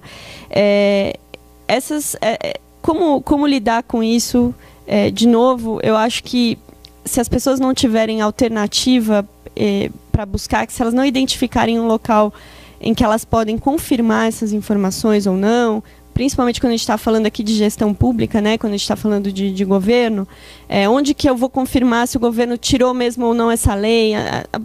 A busca de legislação é muito complicada, né, saber se realmente uma norma foi revogada ou não, se uma norma existe ou não. Então, se o governo não aumentar a sua capacidade de se comunicar, ele vai ficar cada vez mais refém. O governo e Estado, né? As pessoas que estão ali transitoriamente e as instituições, cada vez mais refém desse ambiente, porque não tem jeito. Eu sou muito cética também com relação à regulação, mas eu acredito muito na elevação dos padrões de qualidade, enfim. Mas a via da educação, né, a educomunicação que a gente fala, a gente tem projetos muito interessantes também que acontecem há muitos anos na rede municipal de São Paulo, de educomunicação, que tem tanto o educar para fazer mídias, a própria informação, quanto a leitura, a recepção, né, da informação. E a gente também está começando a trabalhar com uma coisa agora, que é uma tentativa, uma experimentação, que é propor o ensino, mas não de maneira tradicional, da questão da transparência e dos dados, como compreender dados desde muito cedo, né? Tem vários projetos bacanas que a gente está se inspirando, que vão falar você consegue falar de dados com crianças que sequer são alfabetizadas, né? Você consegue empilhar os bichinhos do mesmo tipo para fazer um gráfico de barras, por exemplo. Esse tipo de informação, de formação, é muito importante também para saber lidar com esse mar de informação falsa, ou desinformação. E aí a gente vai começar a fazer um projeto que é o seguinte, o desafio da transparência, para as escolas trabalharem de forma interdisciplinar nas diferentes matérias, mas que não seja um evento, seja um processo educativo mesmo, que não seja uma nova disciplina, uma coisa que você encerra num espaço determinado, numa caixinha, que seja uma prática que já seja incorporada. E as escolas já têm uma prática de trabalhar com projetos. Então é difícil você chegar e falar, vamos começar uma campanha, fazer uma coisa nova com as escolas. Não é assim que funciona. E é assim que as pessoas entendem, né? Tem vários projetos de lei nas diversas esferas, criando disciplina de cidadania, criando disciplina de ética, criando de transparência. Não é assim que a gente vai funcionar. A gente tem que entender como inserir isso nos instrumentos pedagógicos que a gente já tem, né? Como que o professor de matemática vai trabalhar isso aqui, como que o professor de língua portuguesa.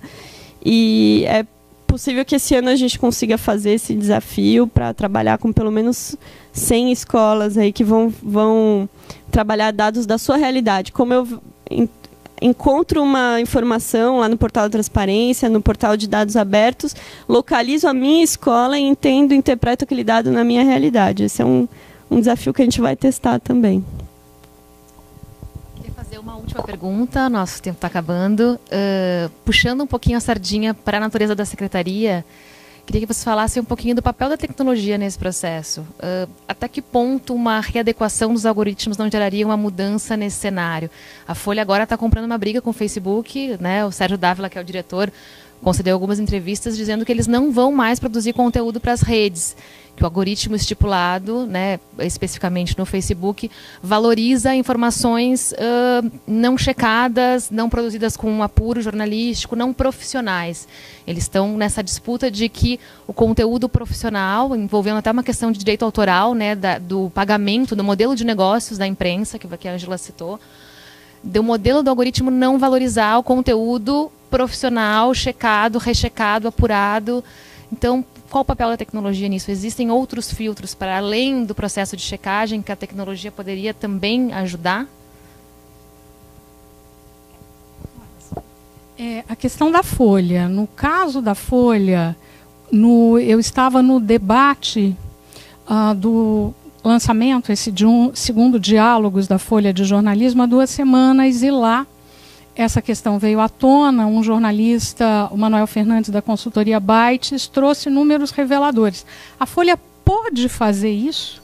Pôde... 6 milhões de seguidores, é um dos principais Não era, porque a principal fonte de distribuição digital da Folha é o UOL.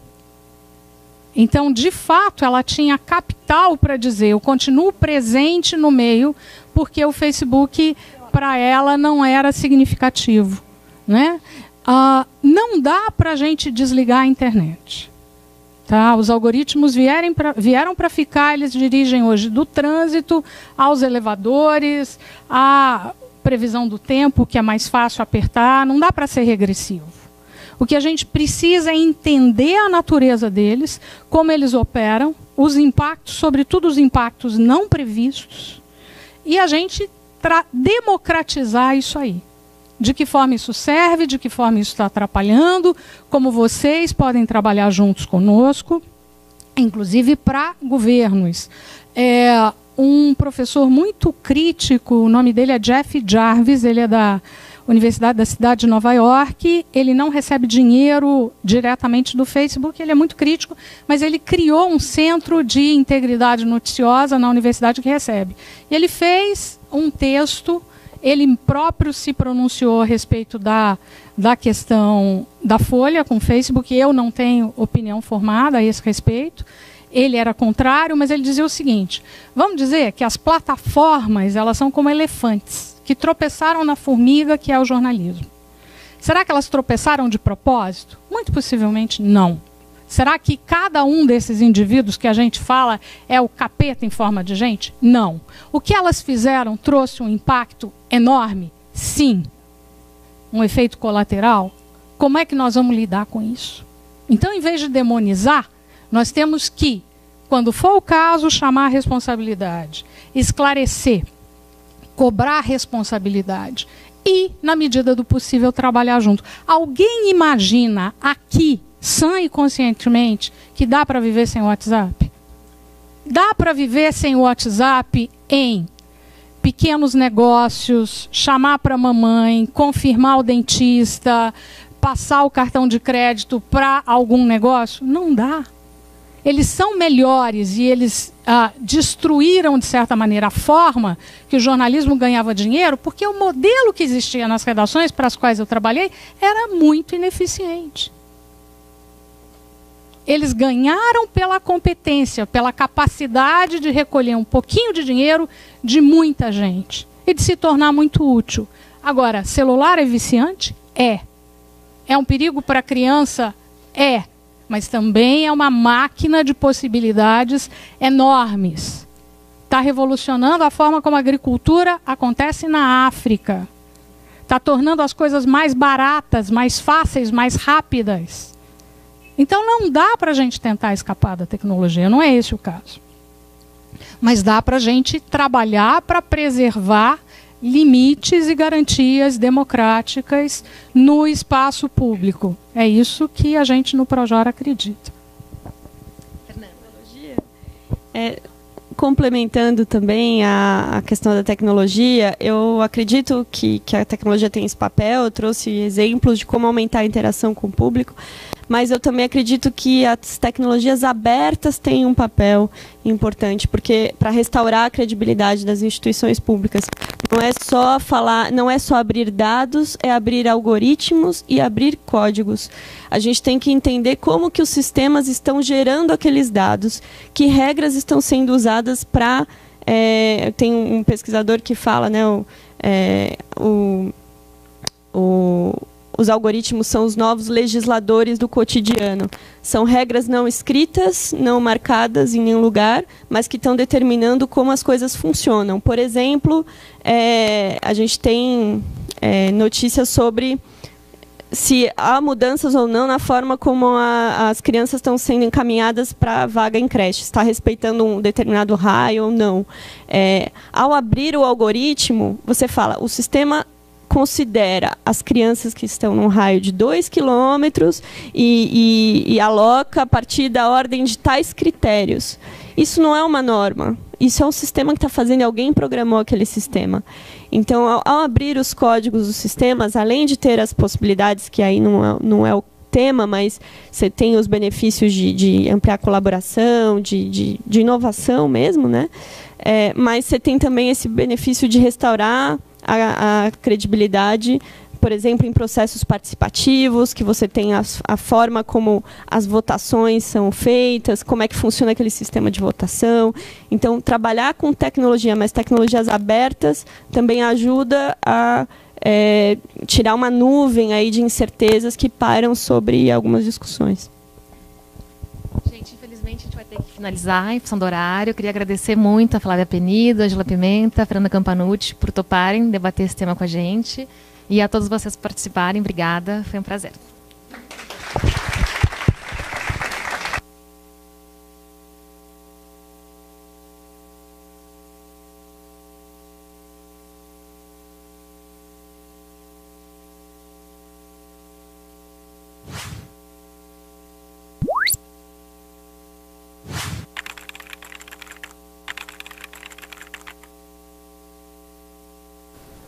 Tá gravando? Tá. Nas manifestações de 2013, então teve esse desejo, essa necessidade de você trabalhar mais políticas públicas para a mobilidade. A prefeitura conseguiu se abrir um pouco mais e ajudar a melhorar o transporte público da cidade. A gente participou de 2 hackatonas, né, da SP Trans, da CT, que foram realizadas nesse espaço, que ajudaram a construir, inclusive, o que o Mobilab ia se tornar hoje. Já saiu tanta coisa legal daqui, e quanto ele se desenvolveu e quanto amadureceu para ajudar essas startups a amadurecerem também. O espaço permite uma construção de contatos, né? E isso de fato ajuda no momento em que você precisa de novas parcerias ou até mesmo a tornar o seu produto visível de forma mais rápida. E a gente tem liberdade de prototipar coisas. Assim. Acho que o legal do Mobilab é que é um espaço aberto que eu consigo prototipar coisas. Não é um lugar que é uma casinha cheia de regras em que você vai ter que obedecer várias coisas. Além de ter contato com as outras startups, nós conseguimos aprender com elas também. Então, uma troca de conhecimento muito grande, onde o trabalho que é feito aqui é reforçado por conta disso. Eu convido principalmente startups de meninas, mesmo que estejam em fases não tão maduras de desenvolvimento, que venham se desenvolver aqui. A gente está num lugar muito legal, tem muitas opções de comida aqui perto e a gente tem uma ciclovia para o banheiro feminino. Então, se você está a fim de desenvolver novas tecnologias, vem para o Mobilab.